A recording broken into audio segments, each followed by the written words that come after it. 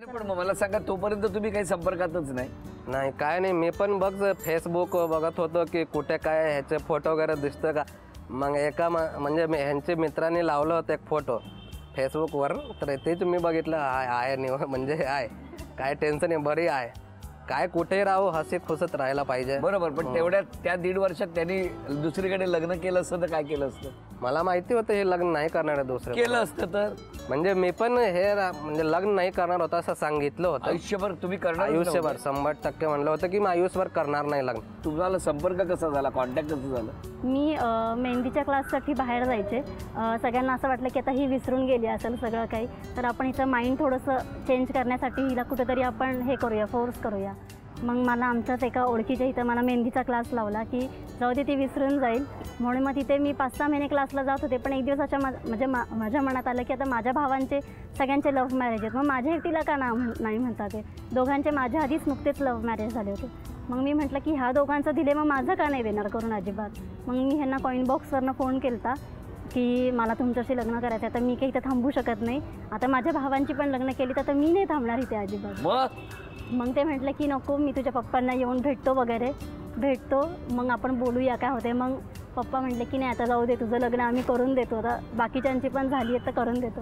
मग पप्पांनी सगळ्यांनी, मामा वगैरे सगळ्यांची मीटिंग झाली, भाऊ वगैरे, मग त्यांनी लग्न करून दिलं आमचं. पण मग आता लग्नाला किती वर्ष झाली? आता 3 वर्ष होतील. 3 वर्ष होतील. तुम्ही पुण्यातच राहता? पुण्यातच. तुम्ही कुठे राहता आता? आम्ही बरोबरच राहतो ना.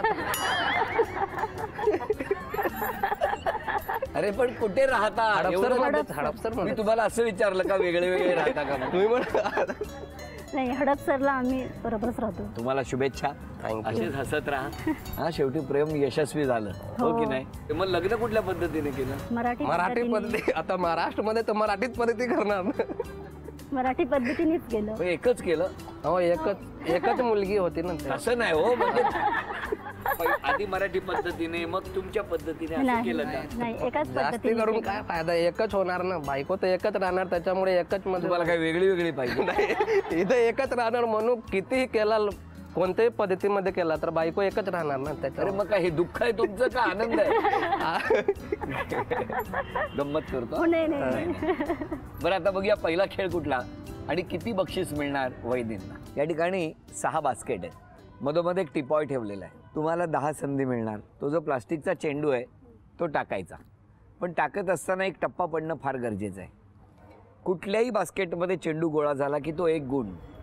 3 चेंडू गोळा झाले की 1000 रुपयाचं बक्षीस, आणि त्यानंतर प्रत्येक चेंडूला 200 रुपये वाढत जाणार. बघूया किती बक्षीस मिळवत आहेत वहिनी.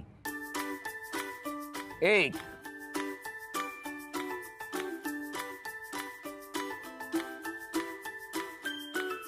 2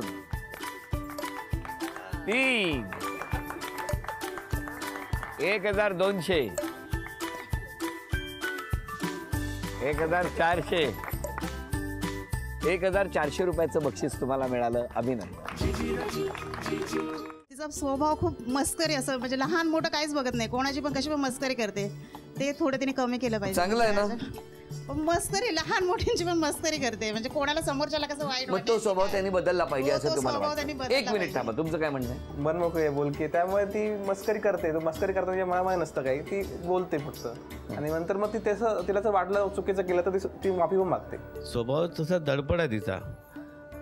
तिला असं वाटतं की प्रत्येक गोष्ट अचीव करावी, पण सगळ्याच गोष्टी आपल्या ह्याच्यात नसतात ना. थोडंसं सहनशीलता ठेवली पाहिजे, संयम ठेवला पाहिजे, मिळणार सगळ्या गोष्टी. ती सहनशीलता तिची काही वेळा डामाडोल असते, पण ती बऱ्यापैकी ॲडजस्ट करून घेते, पण बऱ्यापैकी ॲडजस्ट करते. माझी तक्रार तर नाही आहे तिच्याबद्दल, सगळं माझं चांगलंच आहे. कारण का लहानपणापासून म्हणजे तिने खूप समजून घेतलं सगळ्यांना, छोट्या मोठ्यांना सगळ्यांना. वडील गेल्यानंतर पण तिने म्हणजे खूप सपोर्ट केला. आणि म्हणजे जी मोठी आहे, जी एक मुलगा असतो, पण ते मुलाच्या जागी ते मुलीने केलं सगळं मोठ्या असून. त्याच्यामुळे तिची काय तक्रार तर काही नाही आहे. अजून कोण बोलणार? तक्रार म्हणजे माझं काही चुकलं तर मला सगळ्यांसमोर ओरडू नये, कारण मला लगेच रडायला येतं. मग सगळ्यांसमोर ओरडतात? हा, म्हणजे मी थांबा ऑब्जेक्शन. तुमचं काय म्हणणं आहे सांग. हो काय ओरडते, पण ती तिच्या म्हणजे मला ती जे मनात नसतं ती हा, त्यांच्या मनात हक्काने काही बोलते. नसतं. माझं चुकलेलंही मला हक्काने बोलते ती. हा, हक्काने बोलतात. पण सगळ्यांसमोर ओरडलं की मला कसं तरी वाटलं, थोडं अरे, वाटलं. आपलं खरंच चुकलंय म्हणून. तुम्ही बोला, काय रडवता? नाही सर, ती माझी अगदी लाडकी आणि माझी जाऊ आहे ती. पण मी अगदी तिला माझ्या बहिणीप्रमाणेच तिला हे करते, म्हणून मी तिला हक्काने ओरडते. घरातले आपलेच आहेत आणि ती आता हळूहळू ॲडजस्ट होते. आत्ता 6 महिन्यापूर्वी 8 महिन्यापूर्वी लग्न झालं आहे तिचं आणि आपल्या घरातली असल्यामुळे मी तिला सर बिनधास्त ओरडते. ठीक आहे, चुका होतात, नाही असं नाही, पण मी तिला माझी समजून ओरडते. आणि सासूबाई बोलले तेही पटलं तुम्हाला? हो, कारण की मी त्यांची भरपूर मस्करी करते. हो.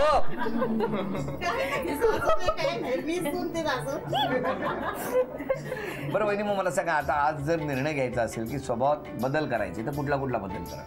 सर, मी माझा रागीटपणा कमी करायचा प्रयत्न करेन. एवढं केलं ना माझ्या येण्याने तरी खूप झालं म्हणतील सगळे. बरं, आता पुढच्या खेळामध्ये मिस्टर वहिनींना किती बक्षीस मिळवून देणार ते आपण बघणार आहोत. या ठिकाणी 3 बक्षीस आहेत. ही 3ही बक्षिसं तुम्ही मिळवून देऊ शकता.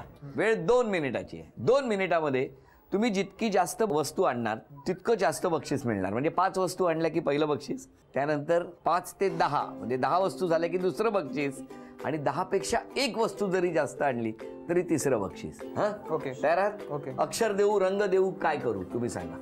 अक्षर द्या. अक्षर देऊ. अक्षर आहे म. वेळ सुरू झाली.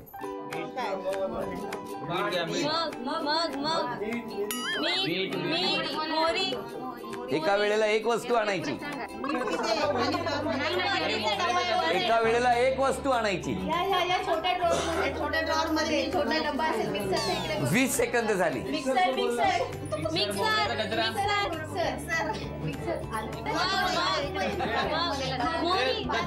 30 सेकंद झाली. लवकर. अरे पहिला मीठ तर घे जवळचं. 40.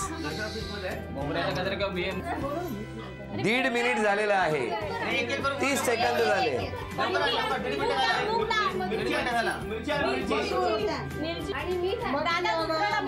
10 9 8 7 6 5 4 3 2 1.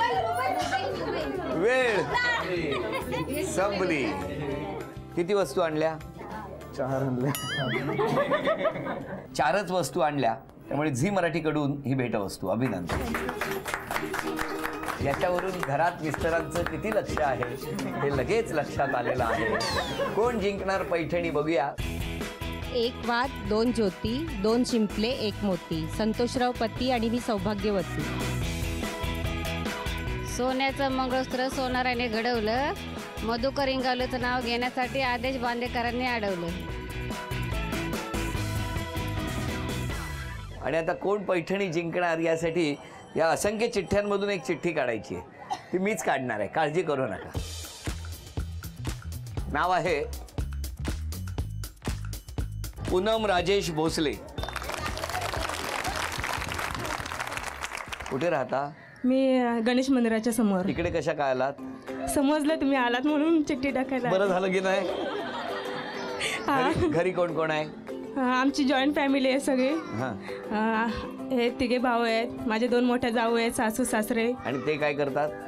ते BMC मध्ये जॉबला आहेत. हो, आज बरं वाटेल ना? हो, बरं वाटेल खूप. पहिला फोन त्यांना करणार? हो हो, कधी करेन असं झालंय ना फोन. बरं बरं बरं. मग आता तुम्ही इकडे एकट्याच आलात का? नाही, माझी जाऊबाई आली ना मोठी. कुठे आहे? बोलवा त्यांना. काय आहे तिथे. या या. टाळ्या वाजवून शुभेच्छा देऊया आणि बघूया कोण जिंकणार पैठणी.